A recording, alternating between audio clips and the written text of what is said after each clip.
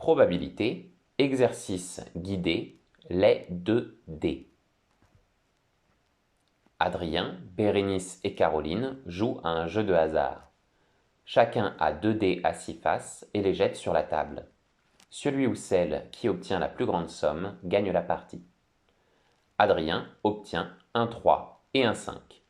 Quelle est sa probabilité de gagner la partie? Un exemple de partie possible. Adrien obtient, on l'a vu, un 3 et un 5, soit 8 points. Bérénice obtient un 6 et un 1, soit 7 points. Et Caroline obtient un 4 et un 4, soit 8 points. On a ici une égalité entre Adrien et Caroline avec 8 points chacun. Mais si Caroline avait fait, comme ici, un 2 et un 4, elle aurait obtenu 6 points. On aurait eu donc dans ce cas une victoire d'Adrien. Les 3 issues possibles sont donc victoire d'Adrien, égalité ou défaite. Mais celle qui nous intéresse ici, c'est seulement la victoire d'Adrien. C'est à vous de réfléchir pour pouvoir déterminer quelle est la probabilité de victoire pour Adrien face à Bérénice et Caroline. Je vous laisse un petit moment pour mettre la vidéo en pause et je reviens avec une méthode. En avant. La méthode que l'on va suivre est la suivante. Étape numéro 1, on calcule les probabilités de chaque somme de 2 dés. On va faire pour cela un tableau de probabilités.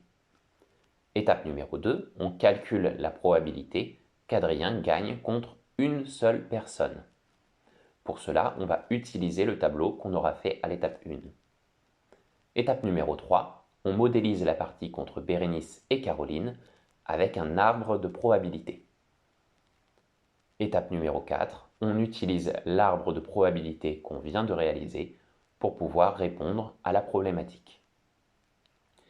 Si la méthode que je vous propose vous permet de réfléchir et d'aller plus loin, n'hésitez pas à mettre la vidéo en pause. À chaque étape, vous pouvez bien évidemment, et vous pourrez le faire à chaque fois, mettre la vidéo en pause pour pouvoir réfléchir à l'étape suivante. On commence avec l'étape 1, le tableau de probabilité. Ici, on cherche à calculer la probabilité de faire chacune des sommes possibles. On a ici le dé numéro 1 horizontalement, dont le score peut être de 1 à 6, et le dé numéro 2 à gauche, dont le score peut être de 1 à 6. Par conséquent, on va pouvoir remplir notre tableau avec les résultats des sommes des 2 dés. Par exemple, si j'obtiens un 1 et un 1, la somme sera de 2. Lorsque l'on complète entièrement le tableau, on obtient donc ces sommes-là. On observe qu'elles vont de 2 à 12. Il est impossible d'obtenir un 1. Notre objectif maintenant est de déterminer quelle est la probabilité d'obtenir chacune des sommes possibles. On les résume dans le tableau suivant. On va avoir la somme des dés de 2 à 12, le nombre d'issues possibles, c'est-à-dire le nombre de cases dans le tableau qu'on avait fait précédemment, qui est toujours affiché à l'écran, et pour finir, la probabilité qu'on va calculer dans un second temps. Par exemple, si je m'intéresse à la somme des dés pour faire un 2, c'est-à-dire le fait d'avoir un dé qui fait 1 et l'autre qui fait 1 également, on n'a qu'une seule issue possible, comme je le disais, d'avoir les 2 dés qui font 1. On a compté le nombre de cases qui fait 2 dans le tableau précédent. Lorsqu'on complète tout le tableau, tous les nombres des issues, on obtient ces résultats. Le total est de 36. Il s'agit du nombre de cases au total dans le tableau, chaque case ayant la même probabilité d'arriver. On remarque en revanche que le nombre d'issues dépend énormément de la somme des dés qu'on cherche. Par exemple, si je veux obtenir un 7, j'ai 6 possibilités différentes. je peux faire un 1 et un 6, ou alors par exemple un 3 et un 4. Cela donne une probabilité très différente d'obtenir par exemple un 12. Nous allons le voir juste après. Pour calculer une probabilité, il suffit de compter le nombre d'issues, puis de diviser par le nombre d'issues total. Exemple ici, la probabilité d'obtenir une somme de 2 est égale au nombre d'issues qui me donne un 2, à savoir 1, sur le nombre d'issues total, à savoir 36. Ma probabilité est donc de 1 sur 36. Nous allons ensuite compléter le reste du tableau avec toutes les probabilités et on obtient les résultats suivants. Par exemple, pour une somme de 8, ce qui est le résultat d'Adrien, on a une probabilité de 5 sur 36. On constate aussi que la somme de toutes les probabilités donne bien 1. Vous pouvez le vérifier à la calculatrice.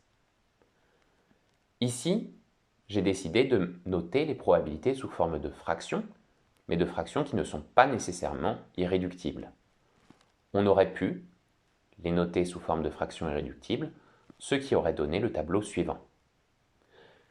Ceci dit, il est assez difficile de manipuler des fractions avec des dénominateurs différents, c'est pourquoi j'ai choisi de laisser les fractions non irréductibles, toutes sur 36, pour pouvoir faire des additions simplement et les comparer facilement. On aurait pu aussi mettre sous forme décimale. La probabilité aurait toujours été avec une somme de 1 pour le total. Cependant, comme nos probabilités ne donnent pas des résultats ronds, mais des résultats avec un nombre de chiffres après la virgule infini, je préfère laisser sous forme de fraction, comme ici. Nous allons pouvoir passer à l'étape 2. Pour rappel, l'étape 2 va utiliser le tableau qu'on vient de faire, n'hésitez pas à revenir en arrière si vous avez besoin, et on cherche à calculer la probabilité pour qu'Adrien gagne contre une personne. Pour rappel, Adrien fait un 3 et un 5, il a donc obtenu un score de 8. Nous allons maintenant remplir ce tableau. Pour Adrien, il y a 3 résultats possibles, la défaite, l'égalité ou la victoire.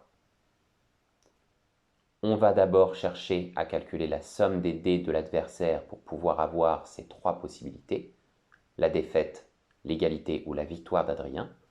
On comptera ensuite le nombre d'issues possibles pour chacun de ces cas, et enfin la probabilité pour que cela arrive. Pour qu'Adrien perde et une défaite, il faut que l'adversaire ait une somme de dés supérieure à 8, par exemple un 9 ou un 12. Pour que Adrien ait une égalité avec l'adversaire, il faut que celui-ci ait une somme de dés égale à 8, par exemple un 4 et un 4, un 5 et un 3. Pour que Adrien gagne, il faut que l'adversaire ait une somme de dés inférieure à 8, par exemple un 2 et un 3. On va alors pouvoir compter le nombre des issues dans le tableau précédent. Je reviens en arrière. Ici. Qui nous permet d'obtenir chacun de ces résultats. Ainsi, pour obtenir une défaite d'Adrien, il y a un total de 10 issues possibles. Pour obtenir une égalité, il y a 5 issues possibles. Et pour obtenir une victoire de la part d'Adrien, il y a 21 issues possibles. Comme le total des issues est de 36, on va pouvoir calculer les probabilités comme précédemment. Une défaite a une probabilité de 10 sur 36, une égalité a une probabilité de 5 sur 36, et Adrien est victorieux avec une probabilité de 21 sur 36. Conclusion. La probabilité qu'Adrien gagne contre une seule personne est de 21 sur 36, soit environ 0,583. Nous allons pouvoir passer à l'étape suivante où on va construire un arbre de probabilité. L'objectif est ici de faire le déroulé de la partie contre Bérénice et Caroline. Je vous laisse réfléchir un petit moment pour la construction de l'arbre de probabilité et je vais vous proposer une méthode. Allez. Le déroulé du jeu se passe en 2 tours. Le tour de Bérénice et le tour de Caroline. Au tour de Bérénice, on peut avoir une victoire d'Adrien ou une défaite ou une égalité, donc pas de victoire pour Adrien. Si Adrien ne gagne pas, les étapes suivantes ne m'intéressent pas, puisque moi je cherche une victoire d'Adrien contre Bérénice et Caroline. Donc je ne m'intéresse qu'à la partie où Adrien gagne déjà contre Bérénice et on passe au tour de Caroline. À ce moment-là, ou bien Adrien gagne, ou bien il ne gagne pas. On peut donc avoir cet arbre de probabilité. Il faut maintenant, et vous pouvez le faire de votre côté, calculer les probabilités à noter sur chacune des branches de cet arbre. Pour cela, on va reprendre bien évidemment les résultats précédents. Et on obtient les probabilités suivantes. Au premier tour, la victoire d'Adrien est de 21 sur 36. La probabilité de la victoire d'Adrien est de 21 sur 36. Et la probabilité complémentaire, qu'il ne gagne pas, est de 15 sur 36. Autrement dit, il s'agit de la probabilité d'avoir une égalité plus la probabilité d'avoir une défaite.